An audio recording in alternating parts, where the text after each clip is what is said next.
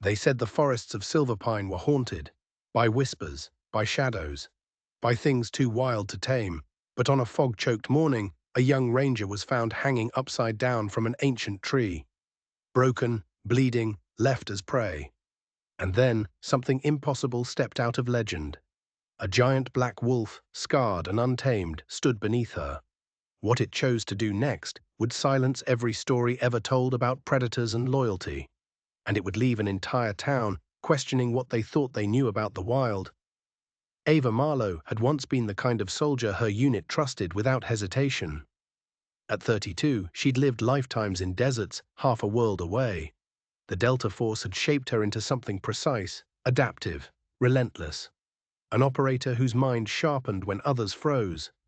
But focus had not saved her unit. The memories began with dust, always with dust. The fine powder that clung to her gear, her lashes, her lips. Then came the sound, a chatter of rifles swelling into thunder. That day in the valley, the convoy had been boxed in before they understood what had happened. Mortars punched the ground, tossing men she knew into the air like ragdolls. And then the worst part, the silence on the comms, a jammed frequency, orders cut off mid-sentence, the creeping realization that someone inside had led them there. She had crawled from the wreckage, her ears ringing, her body half deafened by the blast. Around her lay faces she could not save, comrades whose names would never again be spoken outside a folded flag ceremony. She had been the one who lived. Survival felt less like a blessing than a sentence. Back home, America looked different. Every slammed car door became an IED. Every firework sparked sweat on her neck. At night, she dreamed of burning metal, of her sergeant screaming for help, and the static swallowing his voice. The doctors called it PTSD, they offered pills and therapy, but no dosage smoothed the edges of betrayal. It wasn't the enemy that haunted her most. It was the thought of a friendly hand, a brother in arms, feeding her unit into the fire. So she left. She packed her life into 2 duffels and drove west until the city lights thinned into nothing. Arizona pulled her in with its promise of silence. In the mountain forests of Silverpine, the world narrowed to stone ridges and pine needles. The ranger service had openings no one wanted. The job was straightforward: patrol trails, watch for smugglers, protect the wildlife. For Ava, it was enough. She wanted the quiet. Out here, the stakes were simple. If someone died in the forest, they died. No camouflage of paperwork, just the raw ledger of the land. Her first weeks at Silverpine were defined by discipline. She rose before dawn, ran laps, stretched in silence. The other rangers filled the air with easy jokes and coffee breath. But Ava kept her words rationed. Soon a nickname floated in the station halls, whispered half in jest: the ghost in the woods. She moved like a shadow, slipping into the trees before dawn, returning after dusk. Distant, disciplined, untouchable. Only one man seemed intent on piercing that distance. Douglas Kane, the station supervisor. His shirt collars were always crisp, his boots polished. "You settling in, Marlowe?" he would ask. "Fine," she would reply. His words were draped in concern, but the eyes behind them seemed to measure, to calculate. Some respected his connections. Others muttered about shortcuts, about records adjusted too neatly. Ava had no proof, but instinct, honed by years of war, whispered that his interest in her was not entirely genuine. Sometimes she volunteered for the graveyard shift, poring over charts of the region. More than once, she noticed patrol routes with strange anomalies. Loops that doubled back without reason. Trails marked but never walked. Her greatest fear was not dying out there among the pines. It was betrayal, again, from within. Morning broke across Silverpine. The air was thin, cold enough to sting the lungs. Ava was already awake. She always was. 5-mile run, cold shower, black coffee. The chatter of the morning shift filled the room. Someone mentioned boot prints found near a dry creek bed on El Cencio Ridge. Another swore he'd heard an ATV at night where it shouldn't have been. No one volunteered to check. The ridge was a notorious labyrinth of cliffs and shadowed canyons. The decision came sooner than expected. Caney summoned her just before noon. "Marlowe, my office." The supervisor's office was small, the blinds half drawn. There's a route we need checked, Caney began, his voice measured. New markings came in from the regional office, Elsencio Ridge. I think you're the right one for it. He unfolded a large topographic map across the desk. His finger traced a path marked in red ink. Movement's been reported, he said. Unidentified vehicles. Could be smugglers. Ava leaned forward. Something about the map pricked at her memory. The symbols, the strokes of ink, were slightly different from the standardized versions. There were unfamiliar notations. Where did this come from? She asked. Direct update from the regional office, Caney replied smoothly, a touch too quickly. New surveys, just follow it. Her instincts whispered that something was off, but she had no hard evidence. She nodded once, keeping her suspicion behind her eyes. Caney leaned back, a thin smile on his face. You don't have to go alone, of course. You could wait for backup. But if you're confident, go by yourself. I trust you value independence. It was a suggestion, a test, and perhaps a dare. Trusting others had always ended in loss. Alone, she could control the variables. I'll go, she said quietly, by myself. Caney's smile sharpened just enough to be noticed. Good, follow the map. Back in her quarters, she laid out her gear. Glock cleaned and loaded. Combat knife, radio, first aid kit. As she wheeled her ATV from the shed, the engine roared to life. She pushed forward down the dirt track that led toward the ridge. Ahead, Elsencio Ridge waited like a wound in the earth. Here, beyond the station's walls, beyond Caney's watchful eyes, the forest accepted her without judgment. Alone she could breathe. The trail into Elsencio Ridge narrowed quickly. Towering pines pressed close, their branches knit so tightly overhead that the daylight thinned into fractured shafts. She slowed the ATV, scanning the terrain. The map Caney had given her didn't match what she saw. New game trails snaked across the undergrowth, beaten down recently. Instinct prickled. This wasn't an ordinary patrol zone. She killed the engine and swung off. The forest was too quiet. No birdsong, only the dry creak of branches. She crouched, every nerve alive, her soldier's reflex whispering that silence meant danger. She knelt near a patch of earth where the needles had been disturbed. Pressing her gloved fingers into the dirt, she found the impression of a boot tread. Thick, heavy, military grade, not one, but several. At least 3, maybe 4. Her breath hitched. Whoever left them carried weight, moved with intent, and had passed through recently. A patch of mud at the edge of the trail gleamed wet. Fresh. She knew. Sweat trickled down the back of her neck. She turned toward the ATV, reaching for her radio. Better to report in now, even if it meant Caney's questions later. She raised the device halfway when a faint rustle sounded behind her. Ava pivoted, hand instinctively dropping toward her Glock, but she was a second too slow. Something hard and blunt crashed against the back of her skull. White light detonated behind her eyes. The ground slammed into her chest.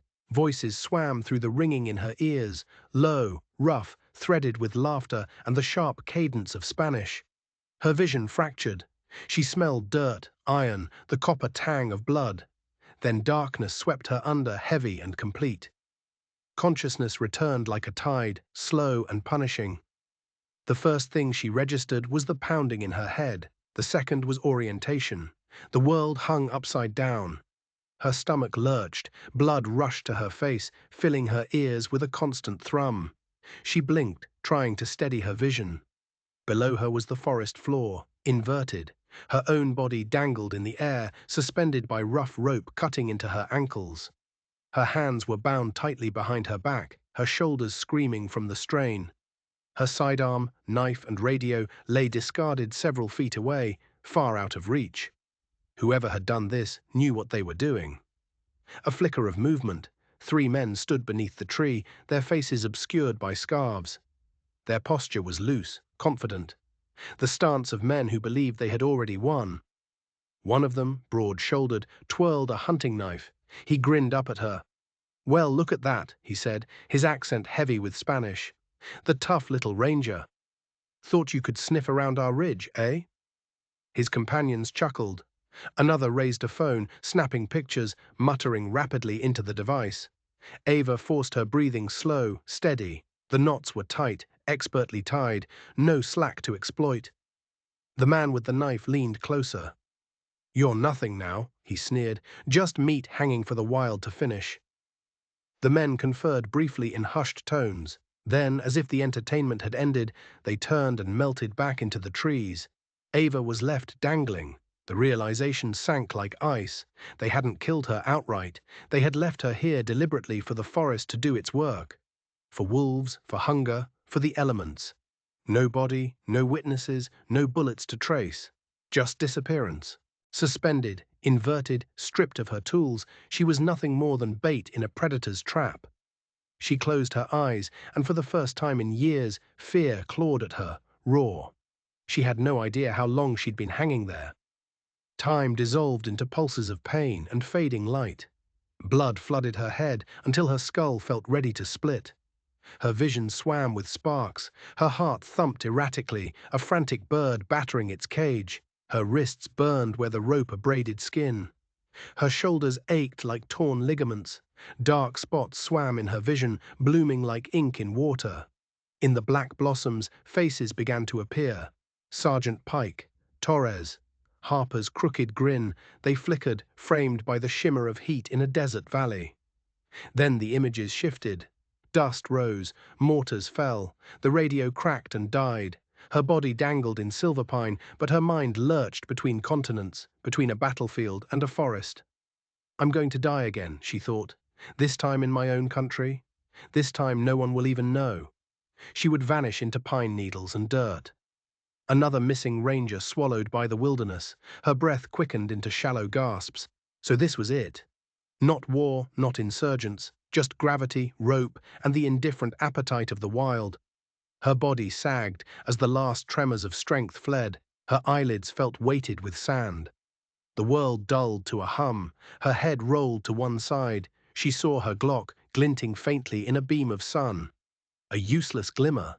A ringing started in her ears, high and thin, like the wind of an incoming round just before impact. The world tilted. She was floating upside down in a green-black sea. She could almost see the surface above her, rippling with light, unreachable. Her eyelids closed. The forest, vast and unmoved, folded over her like a blanket. And Ava Marlowe slipped back into darkness, deeper this time, letting it swallow her whole. The forest held its breath around her. In the hush, something moved. It began as a faint crackle of twigs snapping, a dry cascade of sound. Whatever was coming, it wasn't creeping. It was arriving with a steady, deliberate cadence, heavy footfalls. A low sound rolled through the trees, a rumble more felt than heard. It lengthened into a throat-deep growl, a warning that belonged to something with teeth. Shadows peeled from shadows, grey pelts slipping between saplings. Three, no, four shapes fanned out in a loose circle. A young wolf, lean and curious, stepped close, sniffing the thin line of blood on Ava's wrist. It drew back with a soft, warning growl. The circle tightened. Then the forest split. He stepped from behind a curtain of fir boughs, as if the trees themselves parted for him. A black mass that gathered the light and refused to give it back. He was enormous, broader across the chest than any wolf she had seen in photographs. A head like an anvil.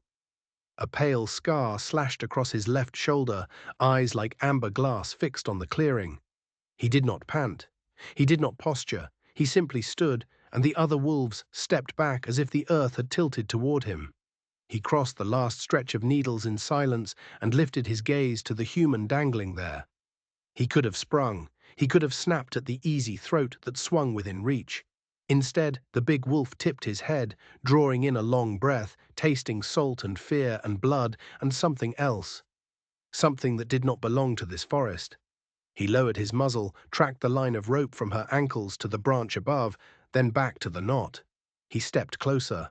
A quiver ran through Ava's body. Her eyelids fluttered. The world swam back. A shape resolved in front of her, too large, too near. A black face filled her vision, a muzzle, a map of whiskers and scars. She inhaled sharply. Her heart surged. Her hand jerked for a weapon that wasn't there. The wolf did not lunge. He lifted his head until he was almost nose to rope and inhaled again. Short, decisive. Then he opened his jaws. Canines like buried blades slid past rope fibers and closed with a measured, testing pressure. The rope tensed, creaked. The wolf readjusted, set his teeth again, and bit down with the commitment of an animal that understood bone. The sound was clean, obscene, final. The rope parted. Ava dropped like a cut fruit. Gravity grabbed her and threw her at the ground. Pain flared up her spine and detonated in her skull. The impact pried a ragged gasp from her chest. The last thing she registered was heat. An animal heat pressing close, a shadow spilling over her as the giant wolf stepped between her and the wider dark. Blackness took her again. But it was not as cold this time. It had a heartbeat. He stood above her for a long moment, listening. The pack shifted at the edge of the clearing, restless. He answered with a half-growl, half-hum that settled them. Then, delicately, he caught a fold of fabric at her shoulder and dragged her to a patch of clean pine duff. He released her and stood over her again, forepaws braced, head high. The forest tried its old whispers, but he refused them. He had chosen a post, and he would hold it. She woke to the sensation of weight in the air. Pain answered first, a slow spreading ache from the base of her skull. She opened her eyes, and they landed immediately on eyes looking back. Two discs of molten gold set in a black face only a few yards away. Her own breath snagged in her throat. She kept as still as her shaking muscles allowed. She had seen apex predators before, but nothing had prepared her for a presence like this at arm's length. The wolf didn't advance. He was a statue with a pulse, his head canted a fraction, a scientist examining a malfunctioning instrument. He blinked slowly, deliberately, the way a creature blinks when it wants another to understand. "I am not attacking." Her throat worked.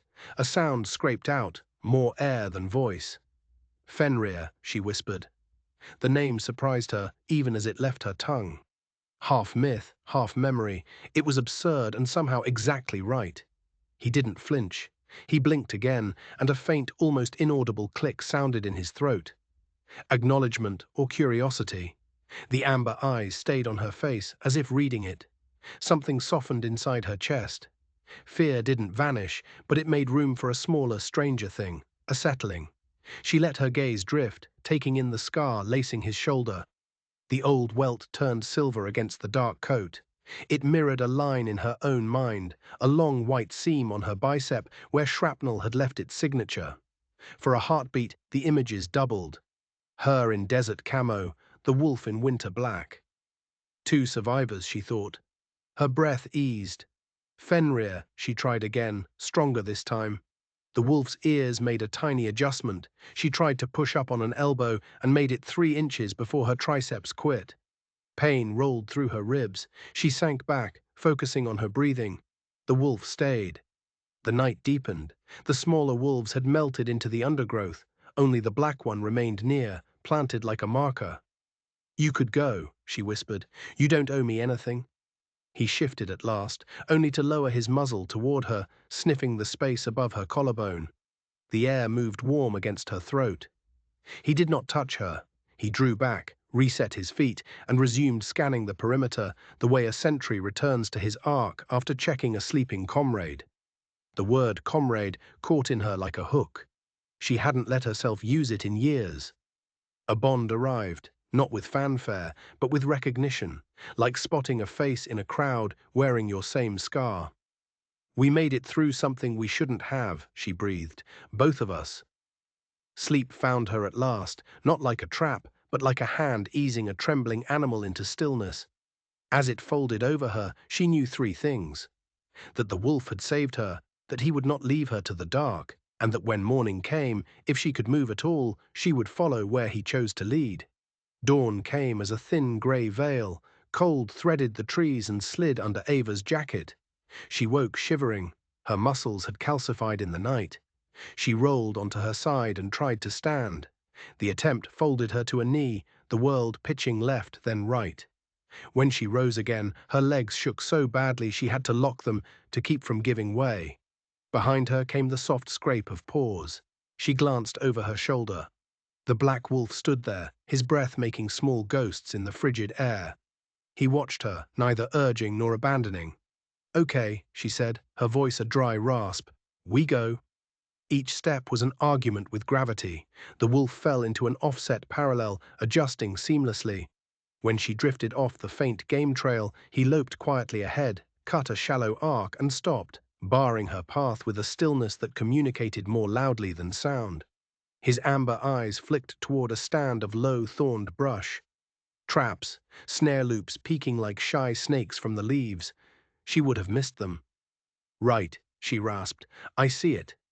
She adjusted course. The wolf stepped aside, then took the lead again, not dragging her, simply showing where forward was.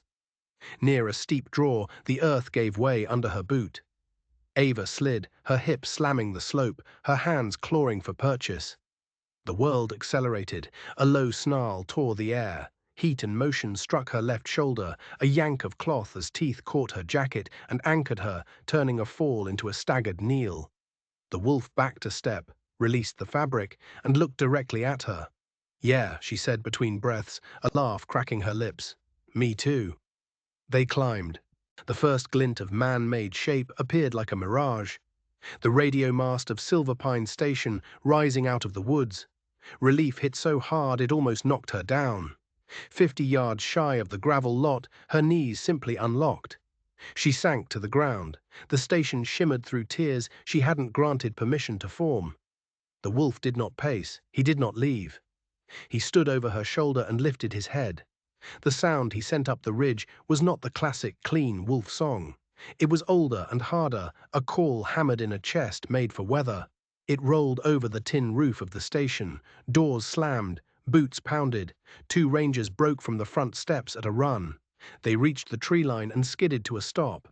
Ava on the ground, pale and ragged, and beside her a black slab of a wolf. One ranger's hand slid to his sidearm. Don't, Ava managed, voice ragged. Don't shoot. The ranger lifted his weapon anyway, barrel rising as training overrode sense. The wolf didn't flinch. He turned his body just enough that he stood squarely between the muzzle and the woman, his eyes burning. Stop, a voice cut through, precise and furious. Do not fire, that's Ava. Sofia Delgado moved like a knife through the trees. Put it down, she barked, now. The ranger holstered his weapon, stepping back a pace he wouldn't have admitted was fear. Sofia crouched beside Ava, saw the rope burns, the dried blood. Hey, she said, her voice dipping from command to human, you're here. More or less, Ava rasped. Sofia looped an arm under her shoulders as a second ranger took the other side. They lifted her. The wolf matched their motion, hovering at a distance. When the station door opened, he did not attempt to enter. He sat as if invited to wait. When the door closed, he lowered his body into a steady crouch, eyes on the place where the woman had disappeared. They carried Ava to the medical room. A medic hustled in. What the hell happened? Through a slit in the blinds, she could see a wedge of the yard. The wolf was a dark comma at the edge of the sentence that was Silver Pine. He did not move. He made waiting into a declaration. Ava slept and woke to Sofia in a chair by the wall. You made it back, Sofia said. What happened up there? Ambush, Ava said. 3 men, masks, Spanish. Los Cuervos, I think. She closed her eyes. The memory of rope, of the upside-down world, waited behind her lids. I was left hanging. Sofia's jaw flexed. Christ. Ava's gaze drifted to the blinds. He stood there, she said, all night. Whoever set that ambush didn't do it on a guess, Sofia said after a beat. I can smell planning.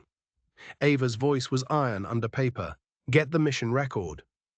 Now, Sofia asked. Now. In the map room, under cheap fluorescent lights, they spread the map Caney had given her beside a standard grid. The differences weren't mistakes. A spur trail drawn where no trail lived. A bend forced to the right. The red route line nudged toward terrain that offered cover to anyone who knew where to kneel. This isn't a mistake, Sofia said, the words flat with certainty. No, Ava said, and this isn't from our cartographer. They flipped to the tasking memo, Caney's signature. At first glance it was clean, but Ava took a second look, then a third. She pulled 2 older documents from a neighboring folder. Here, she said, tapping the paper, the capital K. He always overhooks the upper stroke. This one's timid. The loop in the G of Douglas, Sophia added softly, is usually pinched. This one isn't. Forged, Ava concluded. Computer, Ava said. They crossed to the station terminal. Sophia's fingers danced over the keys, navigating to the internal file history. Lines of log entries stacked the screen. One glowed. A map access and edit under Caney's credentials. Time stamped at 2:13 a.m., the morning of Ava's assignment. A deletion flagged 3 minutes later, a scrub attempt at 2:20 a.m. Sophia launched a recovery utility, blocks of ghost text assembled, then snapped into place. The previous route appeared in dim grey, angling well away from Elsencio Ridge. Ava's eyes hardened. He moved me into the kill zone. There was nothing left to argue with. Proof had weight. It bent the air. Caney's been smoothing a lot of paperwork, Sophia said. People say he knows everyone. People don't look when the result aligns with their convenience, Ava said. They layered other pieces on the table, reports of shipments spotted and never intercepted. Calls that dropped on nights when certain trails ran hot. A picture developed. Douglas Kane wasn't incompetent. He was efficient. Efficient in the service of someone else's profit. Los Cuervos had bought themselves a station chief. Why you? Sophia asked, though they both already knew. Because I don't play darts on Friday, Ava said. Because I don't talk. Because if I disappeared, it would crease paper for a day and then flatten. Sophia's mouth thinned. Not anymore. As they stepped back into the hall, Ava paused at the window. Out near the tree line, the black shape remained exactly where the morning had left him. Head up, ears forward. The gold of his eyes caught the last rag of daylight and made it look like fire in a cave. Enemies outside, enemies inside. I don't know what he is, Sophia said, but I know which side he's on. Ava's reflection in the glass looked like a stranger. We prepare, she said. We lock down the logs. We copy everything off-site, and we assume the next move comes after dark. The peace held for 2 days, thin, brittle. Ava lay in the medical room after dusk, sleep refusing her. She could hear Sophia's boots making their tidy circuit in the hallway. At the edge of the tree line, 2 amber coins hovered. Fenrir's eyes, holding the station in their quiet geometry. Then the lights went out. No stutter, no warning, full brightness to absolute black. The emergency lights flared red, then died as if a second throat had been cut. Sophia's voice snapped from the hall, generators not answering. The silence extended. A backup system that didn't back up. Ava slid off the cot and swiped for her Glock. Sophia, she said, voice low, this isn't a grid problem. No, Sophia answered calmly. It isn't. Glass screamed in the next room. A shot cracked immediately after, then another. The thick, sour body of smoke rushed the corridor. Figures poured through the broken window and the back door simultaneously. Silhouettes in balaclavas. Lost Cuervos, but not the sloppy version. This was the drilled, mean animal. Kill Marlowe, a voice barked in Spanish. Burn the files. Ava and Sophia fell back in a practiced stagger. Smoke bloomed. A man in a dark jacket broke the threshold. Ava's first shot took him under the sternum. He folded like a closing book. The second man flinched, and Sophia burned a neat hole through his forearm. The air shredded with return fire. Splinters from the doorframe became angry confetti. This wasn't a desert valley. This was home. Wooden walls, federal posters, and the same math. Numbers and angles. Seconds that lasted or did not. In the thick of the noise, another noise should not have been able to matter. But it did. A growl rolled under the door, a baritone that seemed to gather itself from the floorboards. A sound with old laws in it. The front door banged backwards against its hinges as something black and enormous crashed it inward. Smoke parted like a frightened animal.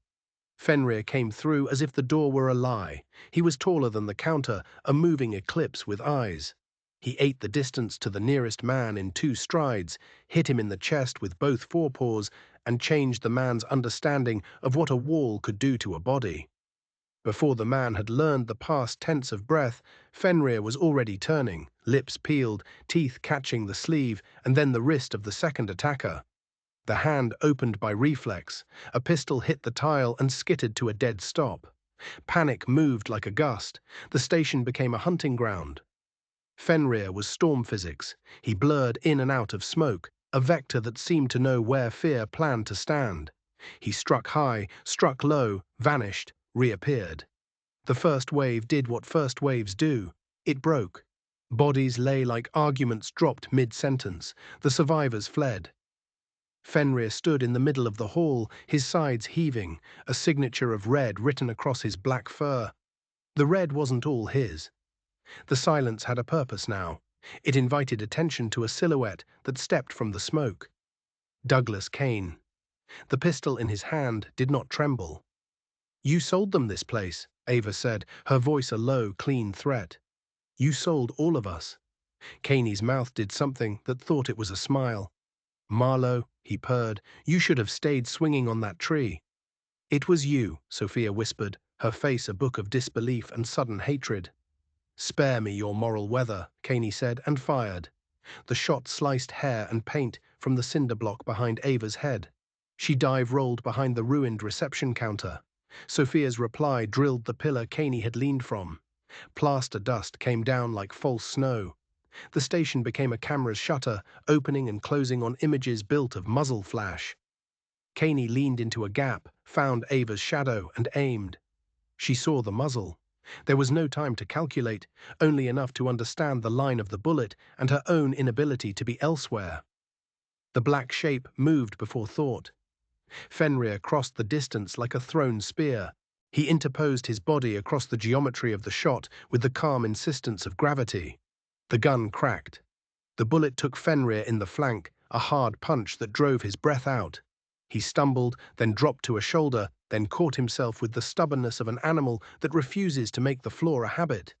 Blood went dark on black. His head swung toward Ava, as if to check that she had kept her part of the bargain. Be alive. Time narrowed. Anger flared, white and clean. She stood. Caney fired again. She wasn't there. She was already moving, a low sprint that ate the few yards to the corner. She didn't wait to wonder if Sophia had her. She knew. They hit Caney like weather. Her shoulder found his sternum. The pistol went skittering. His hands came up like hooks, but she turned his talk into a fulcrum, and his fulcrum into an introduction to the floor. "Still think you can't be stopped?" he hissed. "I've thought a lot of things," she said, and drove his wrist into the tile until the bones filed a complaint. Sophia slid into the frame and wrenched Caney's free arm up between his shoulders. Steel clicked shut. "Douglas Kane," she said, her voice worn, smooth and official, "you are under arrest." Ava registered the weight gone from her hands and only then remembered to breathe. She looked over her shoulder. Fenrir had sunk to a hip. The blood was a fan under him, a dark bloom opening. His breaths were short and sawed. "Move," Ava said to the whole world. She crossed to him and went to her knees. Her hands found the wound, pressing in a way that forced whimpers from her own throat. "I know," she said, her voice breaking. "I know. Stay with me." He blinked, the same slow blink that had been their treaty. "You don't get to leave," she whispered, feeling foolish for bargaining with a creature that owed her nothing, and holy for trying anyway. "You saved me twice. You don't get to make it an odd number." Sophia was already on the radio. "We need veterinary response, large cannid, gunshot wound to the flank. We also have multiple human casualties and an arson attempt in progress. Send everyone." Sirens began to tug themselves across the night. The station's yard filled with light. "Stay," Ava told Fenrir, her hands a vice. "Hear me. You stay." His ear flicked, a small, ridiculous, ordinary movement that cracked her chest more thoroughly than any bullet would have. The vet team arrived like a miracle. A woman with grey hair in a no-nonsense bun took one look at Fenrir, at Ava's hands. "We're going to help him," she said. "Don't stop what you're doing until I tell you." They eased a needle under his skin. An anesthetic kissed blood. A stretcher was brought in. "Okay," the vet said. "We have him." Ava followed them as far as the door, her palms a map of blood. When the van door swung closed, a wedge of eye gold, fierce and unafraid, found her through the narrowing aperture. It blinked. It was enough to be a promise. "You live," she said, her hand on the cold metal of the door. "That's an order." The vehicle lunged into the night, a comet of resolve with a fragile, impossible star inside it. The yard belonged to the after, smoke, footprints, and men in handcuffs. Sophia stood beside Ava and said nothing. There were no words that would not scuff the moment. The station would hold. The evidence would hold. Kane's wrists would hold steel until morning. And somewhere on a table in a clinic lit too brightly, a black wolf would hold on. Because that was the story he had chosen to stand inside. The days after the assault stretched long and bright. Sirens became paperwork, adrenaline became statements.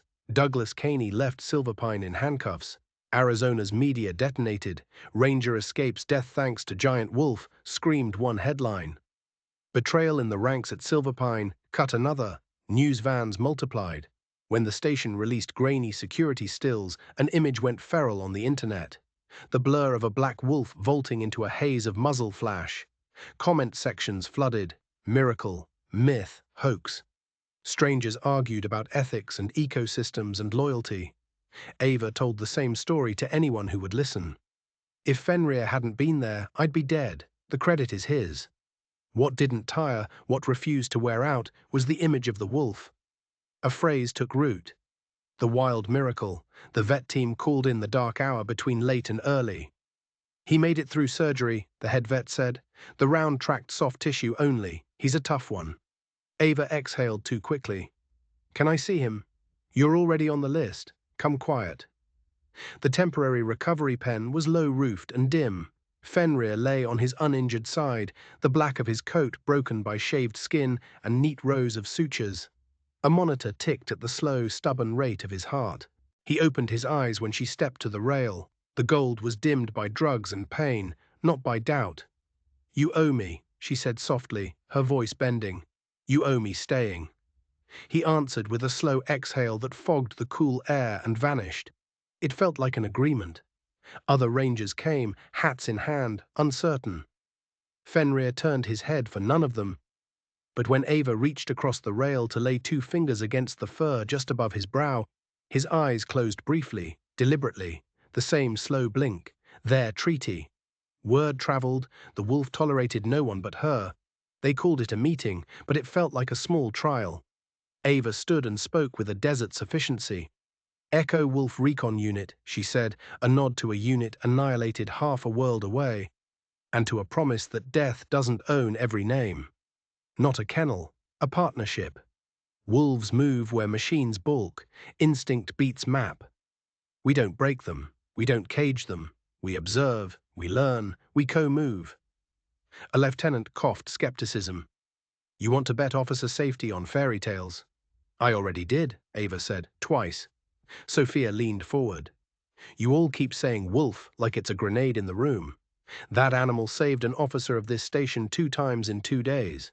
The question isn't whether we trust wolves more than people. The question is whether we trust what we've seen with our own eyes. The pilot program didn't get a brass band. It got something better. A quiet, qualified yes, with enough budget to fail, and therefore to try. The nickname stuck, the Sentinel of Silverpine. It sounded like a title a forest might bestow. Fenrir healed the way wild things do. Without complaint, with suspicion for cages. Stitches came out. The shaved rectangle grew fur. He learned again the geometry of speed. Through it all, he accepted only Ava's proximity. On a morning that began in pearl-grey fog, Ava walked alone to his gate, hands empty. She unlatched it. No speeches, no ceremony. If you want to go, she said, her voice barely stirring the fog, we don't keep you. She stepped back. For a long moment, Fenrir did nothing. Then he blinked, stepped forward, set one massive paw across the threshold, then a second, and walked through with the same deliberate calm with which he had once stepped into a burning lobby. He did not run. He did not look back. The fog rolled down to meet him, parted, swallowed. Right, Ava said, a half-smile on her face. You don't belong to this. They left the gate open. For 3 days, the space at the tree line held only emptiness. On the 4th morning, the fog rolled in, thick as spilled milk. A rookie at the gate squinted into the white. Hey, he called, there's something out there. It began as a notion and resolved into architecture. The high line of a back, the slash of a muzzle. Fenrir came out of the white the way ideas do, inevitable only in retrospect. He crossed the gravel and stopped at Ava's shoulder. He didn't make a sound. He didn't need to. The gold in his eyes burned hotter in the grey light. He looked at her the way mountains do, complete, present, not available for negotiation. Words tried to climb Ava's throat and were sent back down. What made it to air was a whisper, small enough to be honest. "So," she said, a smile finding its balance, "you choose." He didn't nod. His ear twitched at a sound the humans hadn't heard yet. He flicked his gaze toward the west, the way a compass needle knows a direction. She put on her jacket. Sophia came to the door and leaned against the frame, arms folded, a smile that didn't show teeth and therefore mattered more. "Of course," she said, 2 words, equal parts blessing and command. "Go." The fog made the world a narrow tunnel. Fenrir stepped into it, and the tunnel became a road. They faced west, toward Elsensio Ridge, where the map had once lied, and where it would not be allowed to again. The yard fell away. The fence turned into rumor. 2 survivors. Someone whispered the sentence, so small it could ride on a breath, and so large it could ride a century. The figures became outline, then suggestion, then a story you could tell without proof and still be believed. By the time the sun decided to show itself, there was nothing left to see but the certainty they carried with them. A woman who had run out of ways to die, and a wolf who had never learned how to run from duty. Moving toward a ridge that still held teeth. Behind them, Silverpine Station returned to its work. Ahead of them, the land did what land always does. It waited. The story didn't end. It opened like a gate, like a throat, like a road, and the 2 of them walked into it. Thank you for staying with us until the end of this story. We'd love to hear from you. Share your thoughts in the comments below and let us know your favorite part. If you enjoyed the journey, don't forget to like, share, and subscribe to our channel for more captivating stories like this one. And don't miss out. Hit the notification bell so you're always updated on our latest content. Your support truly means the world to us.